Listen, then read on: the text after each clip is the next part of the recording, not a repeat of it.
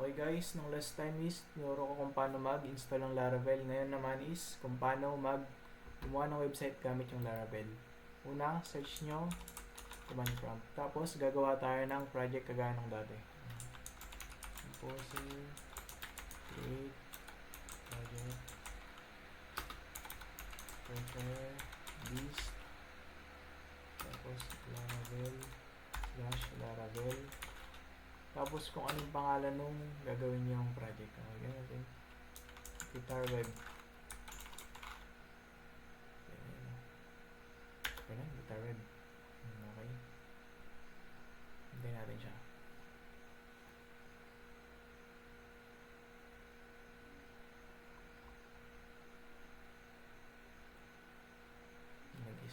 Nag-extract pa. Ganyan din nung last. Parang gagawa ka muna ng project. Oops. Okay na. Di may project na tayo, di ba? Next na gawin natin is i-open natin siya gamit yung Visual Studio. Visual Studio Code. Yan. Window. Tapos open file. So nakalagay yung ano na yan. Dito kasi nakalagay sa akin. Target. Ayan. Open folder pala. Open folder pala guys. Open folder. Dito siya nakalagay. User. So yun. Guitar web. Ayan. So meron na tayong Laravel. Ayan. Nandiyan na siya. Yung mga kailangan natin gamitin. Okay? So ang next step is open natin yung sump natin. Sump. Ayan, sump. Okay. Start lang natin yan. Start natin parehas.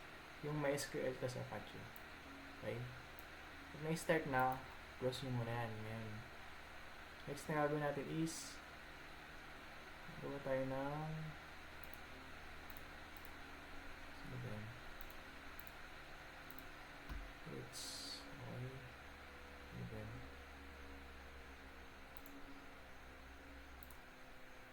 So next na gagawin natin is i-edit natin tong .env file. Ayan o, yung may tuldok .env file. Okay. Tanggalin natin tong hashtag. Tanggalin natin. Okay. Tapos ilalagay natin dito may SQL. Okay na yan. Huwag na papalitan to. Palito. Yan, Laravel. Papalitan din natin yan, siyempre. Ilalagay natin yung name ng DB natin. Pero bago natin ilagay dyan, gawa muna tayo dito. Admin, ayan, okay. Admin, tapos new. SQL, ayan. Gawa tayo ng create guitar. Create guitar yan, try natin. Create database. Guitar. Ayan, yung database. So, meron na tayong saan yan? Guitar. Ang dami ko ng database. Yung guitar, may guitar na tayo. Pero wala pa siyang laman. Mag-create pa lang. So, hindi na natin kailangan dyan mag-create dahil dito na tayo mismo. Dito tayo mag-create. Okay? Lalagay lang natin dito yung name nito. Yan o, guitar. Guitar, diba? So, lalagay natin yan. Guitar. Yan. Okay. Control-S. Yan. Okay. So, next na gagawin natin is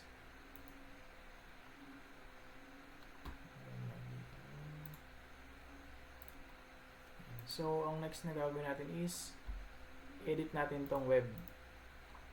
Hanapin natin to dito siya. Hanapin mo sa roots, tapos andun na yung web. Lagyan natin dito is i-create tayo ng panibago.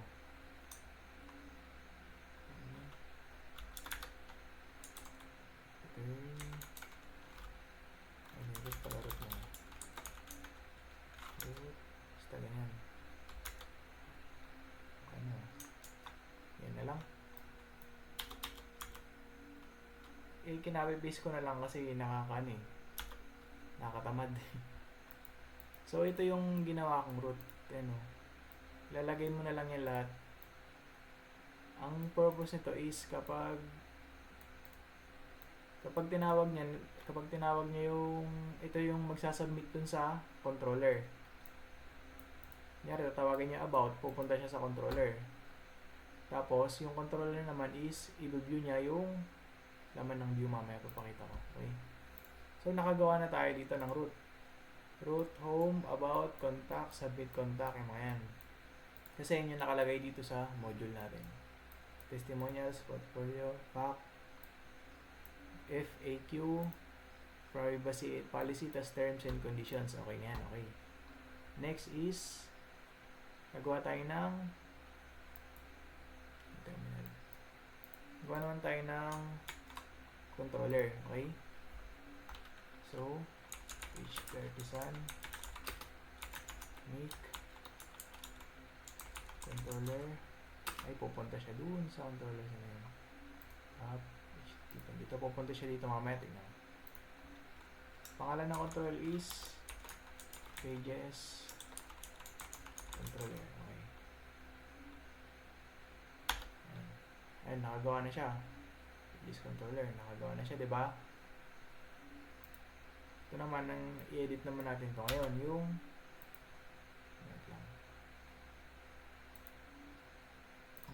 so, ang next na gagawin natin is gagawa muna tayo ng folder na pangalan niya is layouts, kasi paghihiwalay natin yung page at layout. Yung layout para sa header at footer, tapos yung web ay yung pages is para sa web. Ang gagawin natin is mkdir msp tapos sources / view lang. So, yan.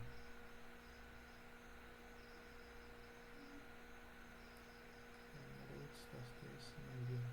Resources pala. Views. Tapos, pages. Ayan, pages. Ayan, nakagawa na siya ngayon. Pages, ito. Tawag yan folder, okay? Isa pa.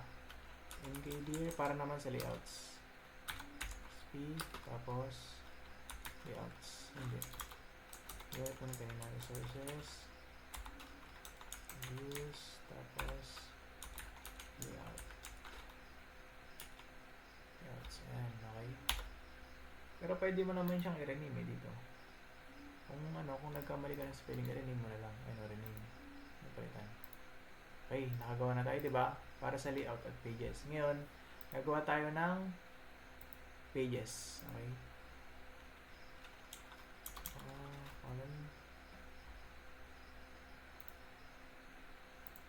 Nagawa tayo ng pages. Ano ba yung nakalagay dun sa module?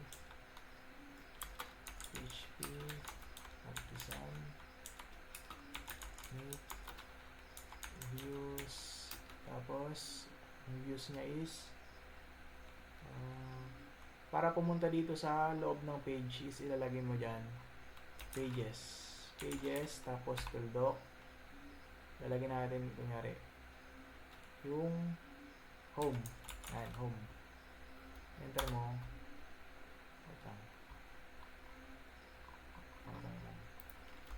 PHP artisan, make, view lang pala, view. Tapos pages.home. Ayun, okay, doon na siya. Doon na yung home. Gawin din natin sa iba. PHP artisan, make, view, about, pages, look, about na lang, about yan. Ito na siya. Ayan, okay. So, i-stop ko muna yung recording para gawin pa yung iba kasi matagal to eh. So guys, nalagyan na natin ng mga laman niya, ay ng mga blade. Ayan, blade. Pero wala pa siyang laman. Ayan, Wala pa siyang laman. Lalagyan pa rin natin yan mamaya. Ang next na gagawin is, lagyan naman natin tong layouts. Okay? Kaya rin nung kanina, PHP, artisan, make, view, tapos yung layouts. Layouts, tapos to doc, lagyan natin up. Ayan. Up, okay. Artisan, make, view, layouts, tapos yung header at footer. Header, yun to. Layouts, this header, okay. Header, tapos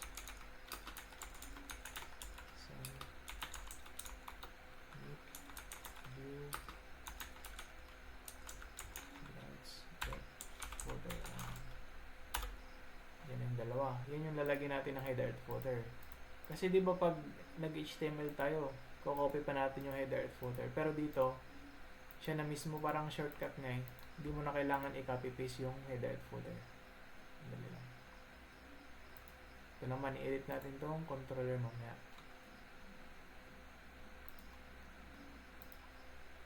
Okay, so ang next natin gagawin is i-edit natin tong pages controller. Ano, dito siya sa controller, okay? So, ilalagay natin para ma-call out niya tong mga laman ng roots. Ayan, itong roots yan. Resources, tapos use, to mga pages para ma-call out niya, okay? Natin is go and return.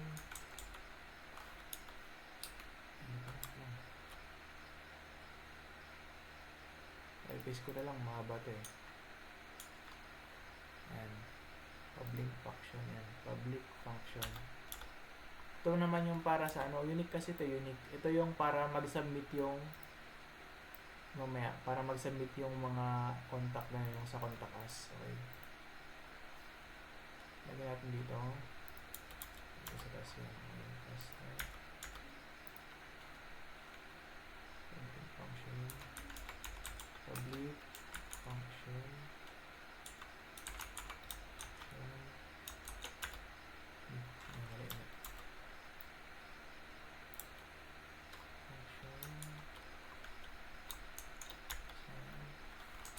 Return view,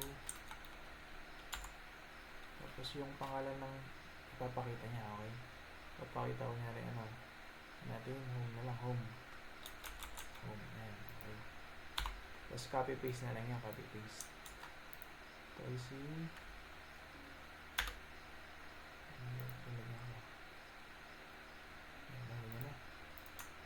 B, function home. Okay guys, pag natapos na tayo dito sa control is, gagawa naman tayo ng table. Diba walang laman tong table natin dito? So, wala siyang laman. Dalawa na. Wala siyang laman, diba? Itong guitar, wala siyang laman. Gagawa natin siya ngayon ng laman. Okay, ng PHP, artisan, make, migration,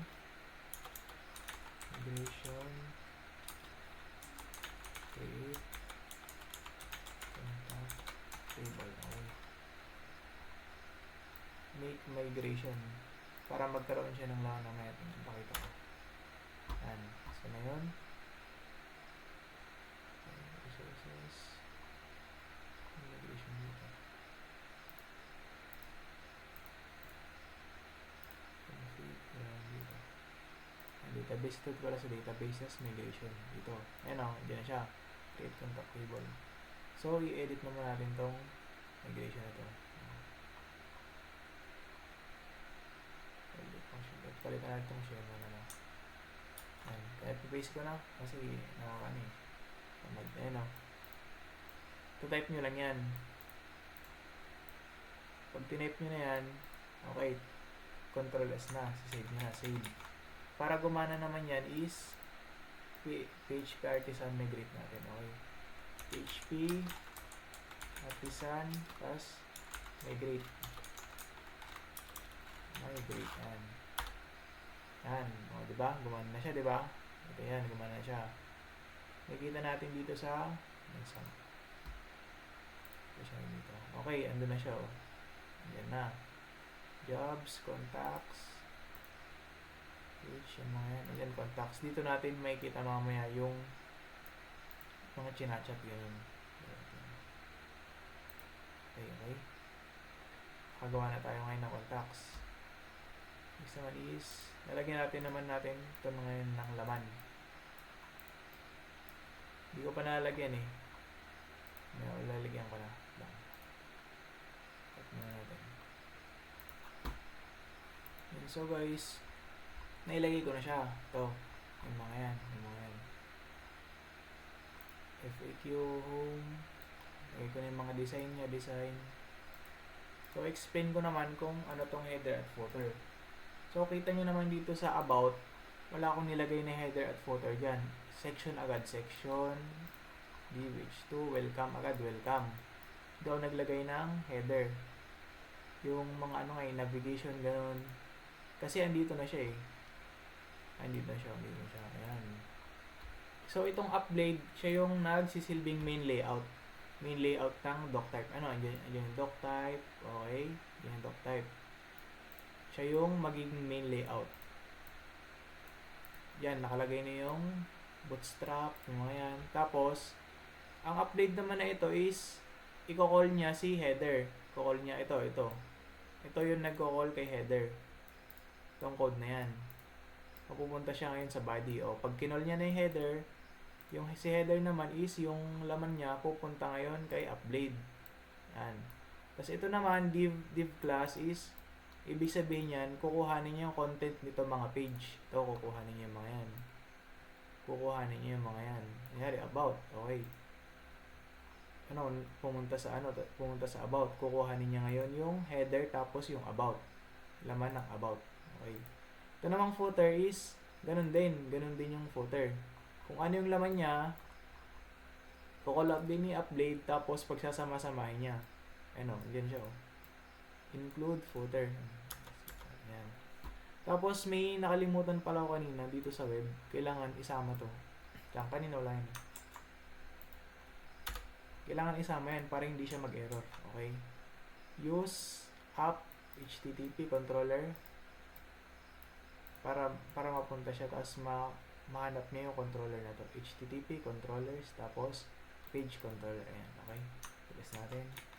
Tapos PHP artisan. Okay, try na natin. PHP artisan. Tapos serve. Control. Dito na yun.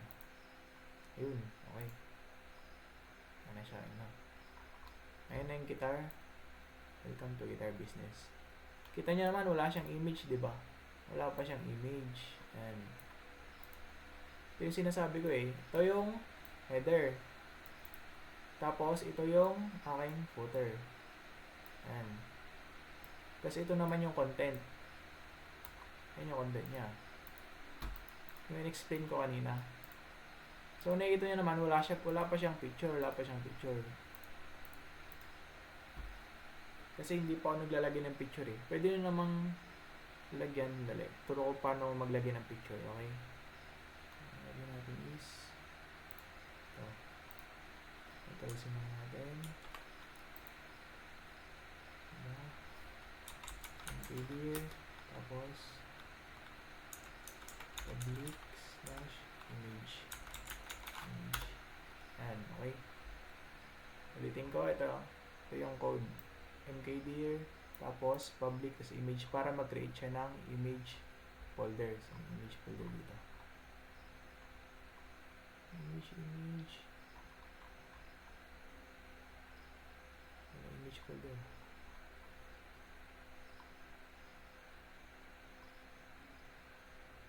Public, tapos image. Ito na yung image, okay?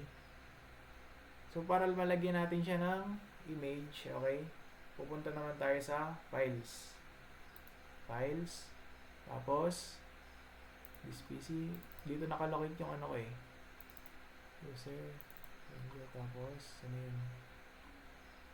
Guitar web. Ayan, guitar web. Dito. Ayan. Public, tapos image. Ayan, kita nyo naman wala siyang laman, di ba? Wala siyang laman. Lalagyan natin siya ngayon ng laman, okay? Kasi may ginawa na akong ginawa na akong guitar website. Kaya, i-copy ko na lang yung mga image niya. Ayan. So, yung public image. Ito, image niya. Ayan. Ayan. Ctrl C. Tapos punta tayo dun sa kanina. Guitar web. Sa public. Tapos image. Okay. Yan na yung mga image niya. Image. Backgate. Bass. Okay. So, paano naman i-edit yung code? Ganito naman siya ngayon. Nakita na natin, backgate, background, elect, repair, rogue, yung ganyan. Paano naman palabasin yung mga image na yan dito sa, nangyari, ayan. Ano wala image natin? Dito, sa home. Wala siyang guitar. Wala siyang guitar. Mag-picture yung guitar niya. So, papalabasin natin siya. Home. Tapos, ano yung code natin sa guitar. Ayan, nakalagay na pala. So, kunyari, di ba? Lagyan natin yung ibang pangalan. Elect. Nasaan yung elect dyan? Ayan, no? Ayan yung image ng elect. Okay. Kaya natin i-refresh muna. Refresh. Ayan. Magkakami image na yan. Kasi ginawa ko na yun eh. Wait lang. PHP design serve. Ayan, nagka-image na siya. Kasi, nilagay ko na image, tapos may mga name din. Pero kung sakali, di ba, ito, electric guitar. Kunyari, itong electric guitar. Tatanggalin natin yung ano niya. Sana yung code na yun. Yan, ito. Yan. Ito, elect guitar. Ayan. Itong elect na to. Gagawin natin siya, kunyari, lagyan natin ng 1. Hindi na siya tugma dito sa kabila, di ba? Hindi na siya tugma. So, kapag ni-refresh ko, mawawala yung picture niya. Pag binalik ulit, ayan, magkakaroon na siya dyan. Okay? Ganito yung code niya eh. Ayan, image source, asset, yung laman ng tapos directory niya, image, kung nasa nakalagay niya sa image, tapos yung pangalan niya, elect.jpg, okay? Same na siya, okay? Tapos, i-ano naman natin ngayon, yung contact us, kasi, tignan mo, hindi pa gumagana to eh. Yan, contact us, kahit na mag-chat ka dyan, yan, ay lang, tignan mo. Hindi yan gagana. Kasi may kulang pa tayo. Yan. Yung models na contact. So, gagawin naman natin siya ngayon ng connection sa database. Okay? Gagawin natin sa... Okay.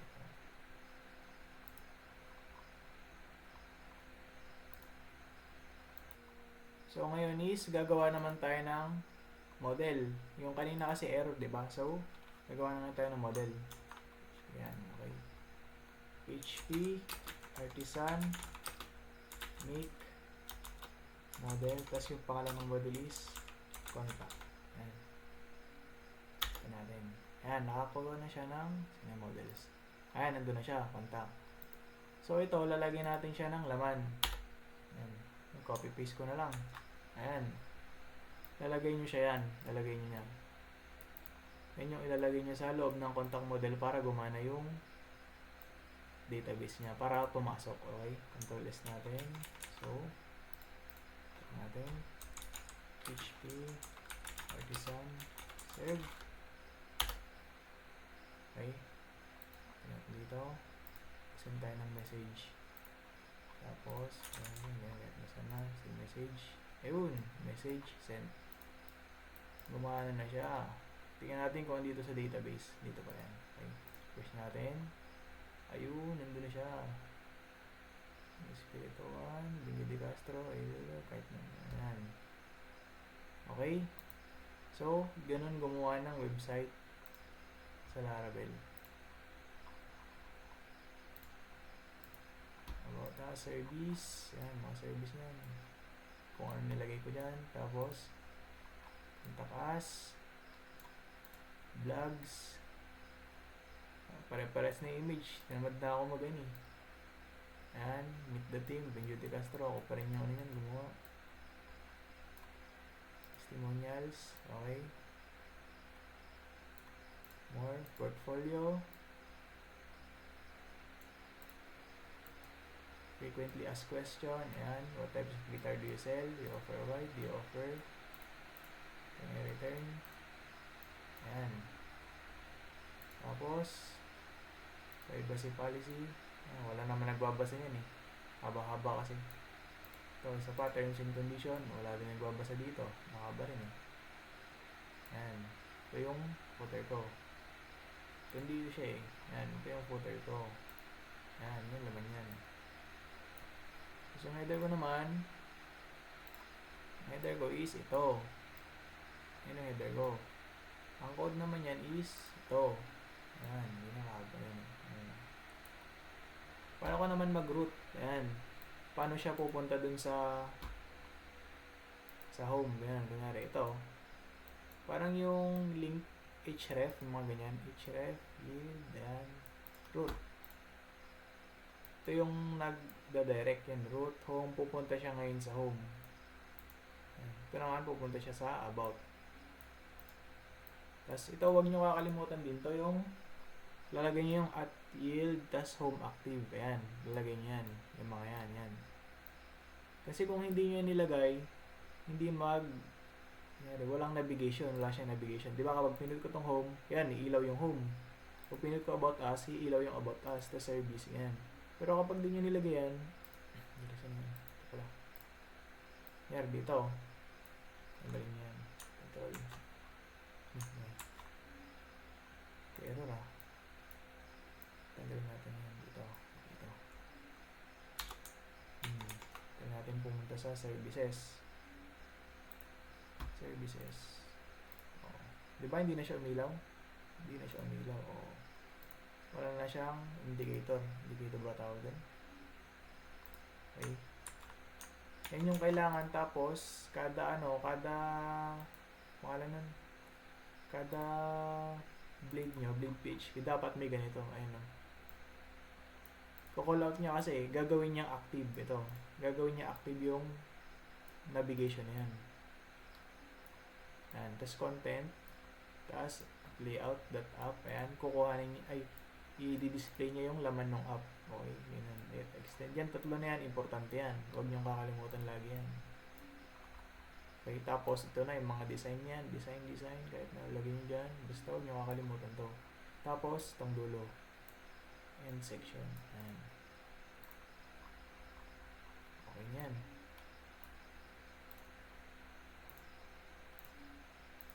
Sa mga natapos nyo, pwede na kayo matulog.